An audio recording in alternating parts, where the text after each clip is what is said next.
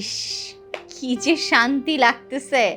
এখন তুমি, আমি আর আমাদের ছেলে, এছাড়া আমাদের লাইফে আর কোনো জঞ্জালি নেই। মাকে তো যা বলবো এখন তাই শুনবে। আচ্ছা, সবই তো ঠিক আছে, কিন্তু তোমার মাথায় এত সুন্দর বুদ্ধি কিভাবে আসলো? নাইলে তুমি যদি বুদ্ধিটা আমাকে না দিতা, তাহলে এত টাকার মালিক এখন আমি। আমার ভাই খালি গাধার মতো প্রতি মাসে 1.5 লাখ, 2 লাখ, 3 লাখ করে টাকা পাঠাইছে। এখন কত টাকা জানো? এখন প্রায় 37-38 লাখ টাকা হয়ে গেছে। ওহ, কি ভালো লাগতেছে আমার। এই সময় আবার কে ফোন দিল? দেখো কোনো কাজের ফোন হয়তো। অপরিচিত নাম্বার। আরে ধরো না, তুমি বিজনেস করো, যে কেউ ফোন দিতে পারে।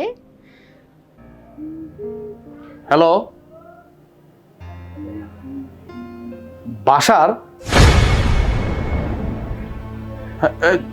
হ্যাঁ, বাসার ফোন করছে, কি বল?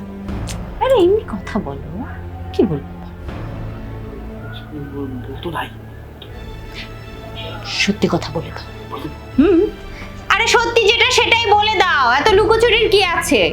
এই তো তোর ভাবি বলতেছে কি, আমি তো লুকাইতে চাইছিলাম ভাই, এখন তোর ভাবি তো শোন ভাই, ভাই আমার, আমাদের তো একটা বিপদ হয়ে গেছে ভাই, মস্ত বড় একটা বিপদ হয়ে গেছে।